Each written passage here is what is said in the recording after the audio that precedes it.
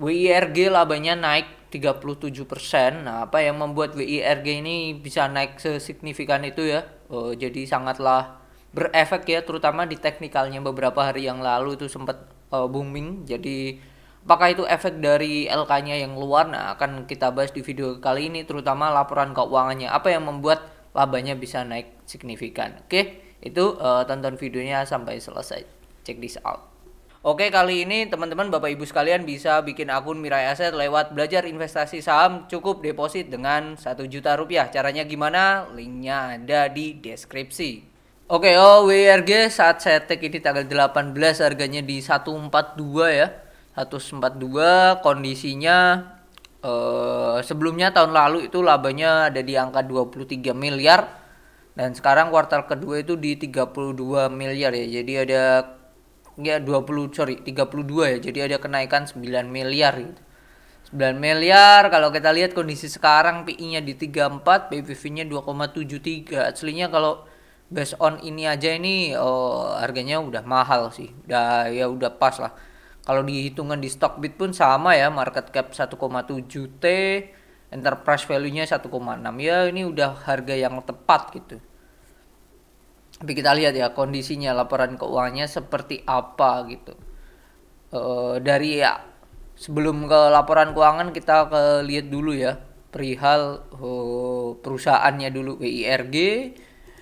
Nah ini pendiriannya 135 lah. Oke.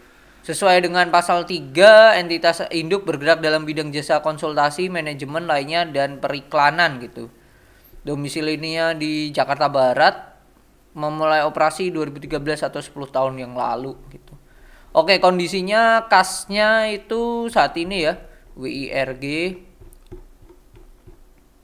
berada di berapa nih? Kasnya, asetnya satu ini dalam rupiah udah 1 triliun, naik signifikan ya. Aset lancarnya 500 M, yang naik signifikan aset gak lancar ya, aset gak lancar terutama di aset tak berwujud ini naik banget ya. Kasnya di angka 110 M. Kalau kita lihat di note nomor 4, perihal kasnya kita cek 110. Depositonya 85 miliar sendiri, jadi mayoritas di situ hal yang bagus ya. Suku bunganya di 2 sampai 3,5%. Bagus sih. Cerdas perusahaan. Kasnya mayoritas ditaruh di deposito, which is good sih menurut saya, daripada ngambang di kas doang ya. Liabilitas utang berbunga terutama ini ada 2M. Deposito dari pelanggan ini 4M jadi 6M. Terus liabilitas bank kebagian bank nih sewa sih nggak ada. Ya hanya 6M ya. Ya berapa nih? 6M sih, 6M lu udah bisa ke cover dengan depositonya doang ya. Depositonya aja 85 M sendiri. Utang pembiayaan ini enggak signifikan. Bahkan total hutang enggak sih, hutang jangka panjang ini hutang jangka pendek ini gede sih, 272 M. Yang membuat gede tuh utang usaha 109 sama utang pajak 112 M. Ini utang pajaknya gede banget nih, 112. PR-nya itu sih. Untuk ekuitasnya perusahaan ini saldo laba yang belum digunakan penggunaannya tuh ada 92 miliar dari total ekuitas 600 sekian ya, 669 ya. Let's say berarti 500, hampir 500 tuh modal yang di store sih, modalnya mereka dari awal. Oke, kita lihat ya ke laporan keuangannya. Laporan laba ruginya, pendapatannya ini naiknya signifikan, sebelumnya 650 M jadi 1,2 T. Wow. Naiknya signifikan banget, yang berakibat laba kotornya ini naik juga 100% ya. Sebelumnya 71 M sekarang 152 gitu. Itu aja udah kelihatan kenaikannya 100% gitu. Bagi 71. Nah, 114 gitu naiknya udah. Oke banget gitu. Yang membuat gede lagi di mana nih? Nggak ada yang mengkhawatirkan gitu. Nah yang buat gede ya ini total penghasilan atau beban lain-lain ini yang gede, karena beban keuangan mereka itu di 1M Tetapi ada yang gede itu 19 M ya. Itu di beban penyisian atas kerugian kredit ekspektasi piutang usaha 19 miliar gitu. Sebelumnya nggak ada. Jadi ini salah penghitungan dari mereka ya. Karena ini ada tulisan ekspektasian ya. Itu yang membuat gede banget 19 M ya. Makanya dia dari laba usaha 269 jadi laba sebelum pajaknya hanya 48. Kagerusnya sangatlah banyak banget. Gitu sih kalau kita lihat ya di arus kasnya ya. Arus kas perusahaan. Nah ini diperoleh dari aktivitas operasi sebelumnya tahun lalu itu minus ya. Minus 26 miliar itu. Kenapa kok bisa minus? Karena ada ini pembayaran beban penjualan umum administrasi itu sampai 41 M. Itu gede banget.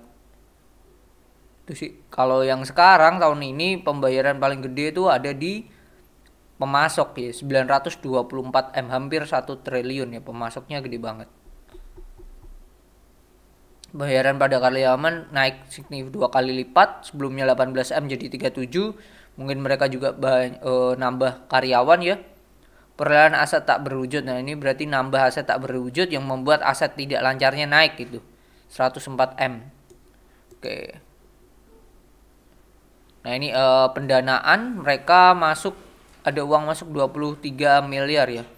Sebelumnya naik masuk 400 miliar karena ada tambahan modal di store ya, WIRG 419 miliar. Tambahan modal di store ini apakah dari reg issue ya, kita lihat ya. Nah, ada waran. Ini ada waran nanti starting end-nya sampai Oktober 2023. Enggak ada reg issue. Jadi mereka tambah modal. Oke, kita lihat lagi sebelumnya ini gede banget. Pembayaran tahun ini yang paling gede ya pembayaran liabilitas sewa 2M. Tetapi ada penerimaan pinjaman dari pihak ketiga 14 miliar di tahun ini. Yang membuat arus kasnya, cash flow-nya ini naik hampir 5 kali lipat ya. Sebelumnya itu 253 M jadi turun sih, sorry. Sebelumnya 253 miliar turun jadi 110 miliar. Turunnya signifikan sih. Ini kas dan setara kas ya akhir tahun. Kalau yang ini kas dan setara kas awal periode ini naik sih. Oke, kalau kita lihat ya dari pendapatannya sih, pendapatannya paling gede itu efeknya dari apa sih? Kok bisa naiknya 2 kali lipat gitu penjualan itu. Kita lihat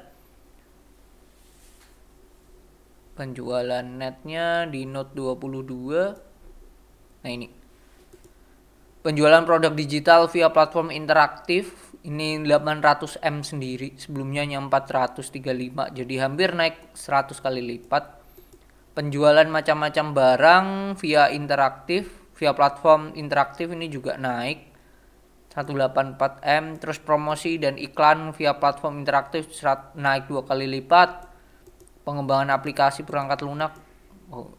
Saya malah penasaran website dari WIRG itu seperti apa sih. Wir IC ya. Karena ini kenaikannya signifikan. Ini di dunia IT sih, berhubungan dengan IT sih. Oke, Sierra Integrate. Nah, ini memang ini bisnis kami. Kita lihat ya di bisnis mereka. Pelayanan dan teknologi digital reality. Oke, dengan fokus aplikasi dan perangkat lunak. IR. Virtual VR, terus AI. Tujuannya membantu klien memberikan pengalaman interaktif. Dan AI ini lagi naik-naiknya ya di tahun 2023 ini. Jadi dan yang membuat ini perusahaan memang ikut naik juga ya. 3 kelompok usaha ini terdiri dari beberapa perusahaan, di antaranya Nusa Meta dan Minar yang memiliki spesialisasi dalam bidang metaverse, blockchain, NFT, dan P2E. Play to earn. Wah, ini gede banget nih. Ini lagi naik-naiknya nih. Jadi make sense kalau memang bisnisnya terutama labanya di tahun 2023 ini cemerlang sih. Cemerlang. Kalau saya lihat di case statistik laba tahunan kemarin tuh kan 41 M ya. Kalau saya lihat ya dengan asumsi kuartal 3 dan 4 aja di 10 M aja ya. Harusnya 50 miliar itu di akhir tahun sangatlah mudah dicapai sih kalau saya lihat ya. Untuk laba dari si WIRG. Itu mungkin ya. Mungkin itu yang bisa kita ulik di WIRG tentang laporan keuangannya sih. Oke, bisnisnya memang lagi berkembang ya, terutama di tahun 2023 ini yang berefek semua lini bisnis yang mereka jalani di tahun ini mengalami kenaikan yang signifikan ya. Jadi nggak salah nantinya kalau 2023 labanya cemerlang banget dari WIRG ini. Cuman catatannya adalah bisa nggak ini sustain tidak musiman, tidak hanya bertahan di 2023 ini. Nah mungkin Bapak Ibu dan teman-teman yang concern di dunia digital ya, terutama ya tadi AI dan kawan-kawan tadi kita lihat mungkin bisa menelaah lebih lanjut sih apakah ini sustain apa enggak sih. Itu aja sih. Cuman ini menarik banget. Terus ada tadi eh, ada tambahan modal yang di store di tahun lalu yang membuat ekuitasnya juga gede sih. Tinggal saldo labanya yang dinaikkan. Oke. Mungkin itu ya tinggal kita lihat aja nih. Nanti warannya kegunaannya apa itu juga perlu dibaca lagi. Kan mereka ada waran dan expirednya baru di Oktober sih. Kegunaan waran tuh buat apa? Itu menarik untuk dilihat. Apakah emang dananya nanti masuk ke perusahaan untuk investasi atau untuk yang lainnya. Oke. Itu perlu dicek lagi untuk WIRG. Jadi sudah terjawab kenapa labanya bisa naik signifikan. Mungkin itu yang bisa saya sampaikan di video kali ini tentang laporan keuangan dari WIRG. Semoga bermanfaat. Jika ada view atau insight lain, boleh ditulis di kolom komentar. Oke, bye-bye.